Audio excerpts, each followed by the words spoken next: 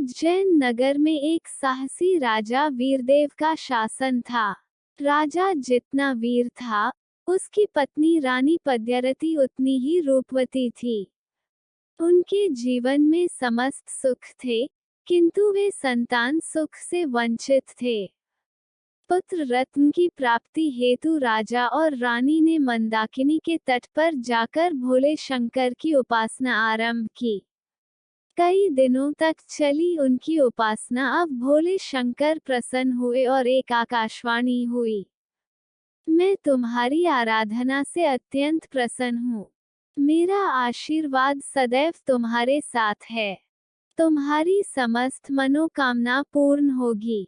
शीघ्र ही तुम्हें महाप्रतापी पुत्र रत्न की प्राप्ति होगी और एक रूपवती कन्या भी तुम्हारे घर जन्म लेगी। राजा और रानी आनंद पूर्वक अपने नगर लौट आए।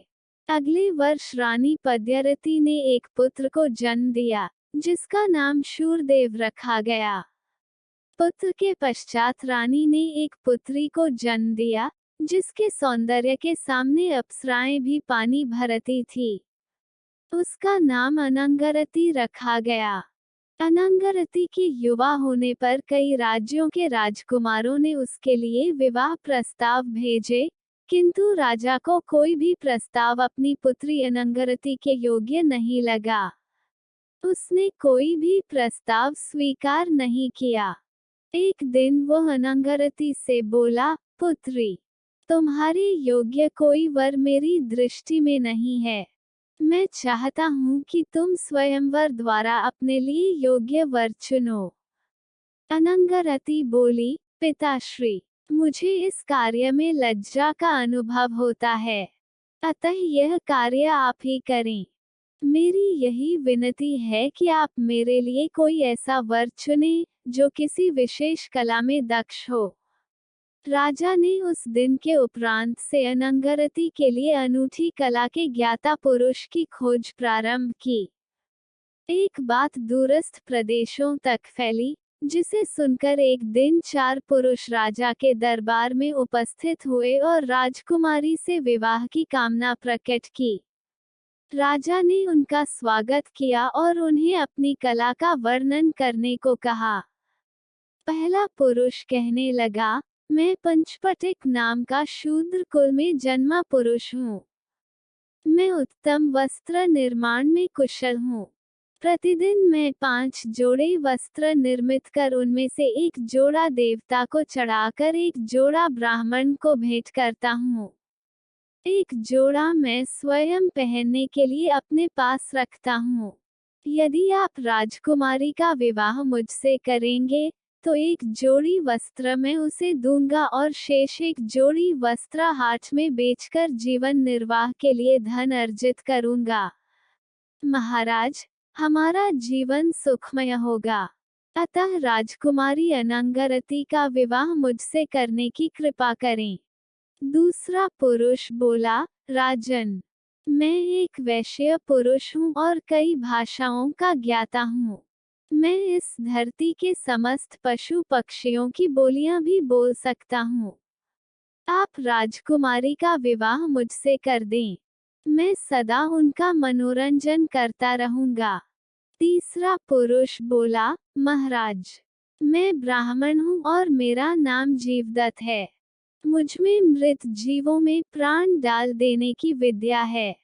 कृपया मुझे राजकुमारी का वर स्वीकार करें, क्योंकि ऐसी अनूठी विद्या इस संसार में किसी के पास नहीं। चौथा पुरुष बोला, राजन, मेरा नाम खड्गधर है और मैं एक क्षत्रिय हूँ। मैं खड्ग विद्या में पारंगत हूँ और इस धरती पर खड्ग में मुझे कोई परास्त नहीं कर सकता। अतः आप राजकुमारी का विवाह मुझसे कर दें, मैं सदा उसकी रक्षा करूंगा। 4 विभिन्न कलाओं में दक्ष उन पुरुषों की बात सुनकर राजा विचार करने लगा कि कौन अनंगरती के लिए सर्वश्रेष्ठ वर होगा। इतनी कहानी सुनाकर बेताल रुक गया और विक्रमादित्य से बोला, राजन, अब तुम बताओ कि राजकुमारी अनंगरती से विवाह के लिए उन चारों में से सर्वश्रेष्ठ वर कौन है। उत्तर जानते हुए भी यदि न बताया तो तुम्हारे सिर के टुकड़े टुकड़े हो जाएंगे।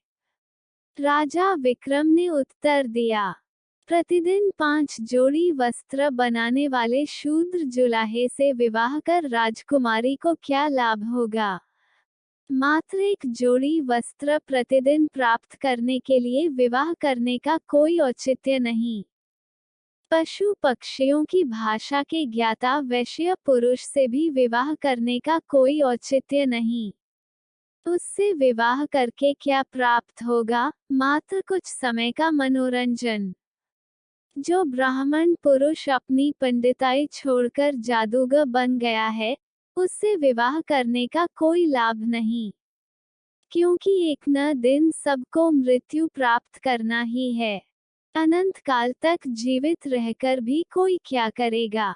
इसलिए वह भी राजकुमारी का पति बनने के योग्य नहीं है। अब शेष है क्षत्रिय पुरुष। वही राजकुमारी के लिए योग्य वर है। वो खड्ग विद्या में पारंगत है, साहसी और पराक्रमी है।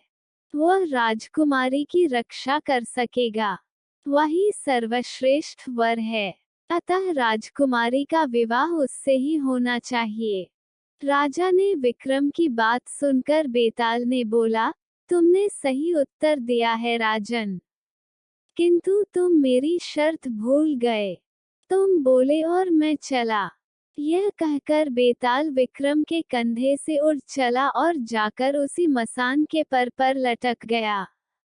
राजा विक्रम उसके भागा और मसान पहुंचकर बेताल को उस पेड़ से उतारकर अपनी पीठ पर लाद लिया। बेताल पुनः रास्ता काटने के लिए कहानी सुनाने लगा।